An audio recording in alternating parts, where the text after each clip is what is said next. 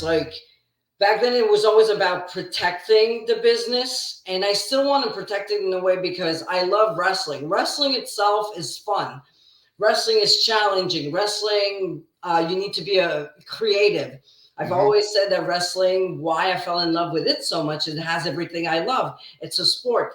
It's drama. It's like being in a movie. It's being a character. It's being creative in your gear, in your promos, it's everything all in one thing.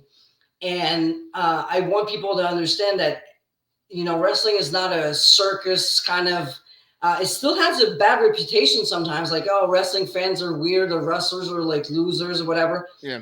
But no, like being a wrestler is hard because you have to think about all those things. And we're really like stunt women in front, and actors in front of a crowd where there's no take one, take two. It has to be perfect right on the spot. Live. It's a live performance, just like being at the theater, but we do our own stunts. Because we also have to create emotions and make sure people in the room feel what we're feeling, the roller coaster of emotions. Like, there's a lot behind just doing one match.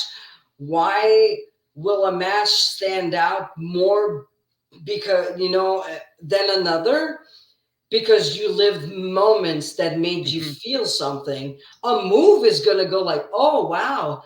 But if you were like legit scared for the person, or you legit like wanted this person to win, you felt something, you're going to remember that match forever.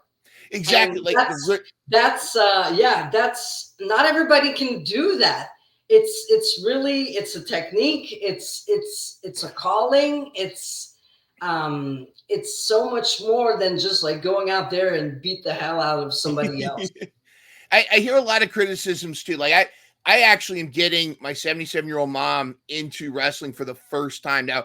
Granted, she always would humor my interest, where she would like she took me to a WWE, actually it was WWF at the time, a match. I actually met Shane Douglas when he was a rocker in training. It was actually kind of cool. I got these looks like a baby. It's really funny, but but she always, it was more like my thing. She really just didn't, but now I'm getting her to watch stuff, and she's just really, and she said, she made a comment. It's like Cirque du Soleil with combat. And I think it's Cirque du Soleil with combat with like a stage Broadway play kind of in there. And like you said, it's one thing to have, and people talk about spot fests and stuff like that.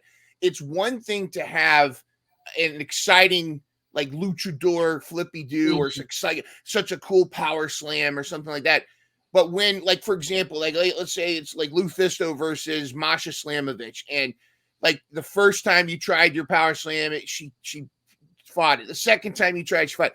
But then finally, the third time you get it, and the crowd is like, yeah, it's getting that feeling, that crowd. There's so much building that story, and and getting the crowd into it. You want them to be, the crowd is part of the match. There's the wrestlers, the referee, and the crowd. It's all like a big, they all work together. If one of them is not cooperating, it's not working. So everybody has to be involved for it to be a good match. People have even complained, like people complain about like Aubrey Edwards or Bryce Rumsberg, like where why is the ref acting like this? They're trying, but to me, tell me if you disagree, but I think they're, like you said, they're as much a part of the match as everything. And they're part of the match. The only thing is they can't, there's a limit not to, you can't go overboard, because you want the wrestlers to tell their story. Yeah. That the referee is selling the move too, because it looks painful. That's fine. It's a natural human emotion. That when someone falls, we'll go like, oh, it's normal. We'll just do it. But if you're like overdoing it, and now and the focus of the crowd is not on the wrestler, it goes only to the ref while they're doing something else, then it's wrong. So there's that line you don't cross. But a good referee will do like the little subtle kind of, oh God, like, oh, better you than me. Yeah. But there's that limit though. Sometimes it's just too much. And good comments.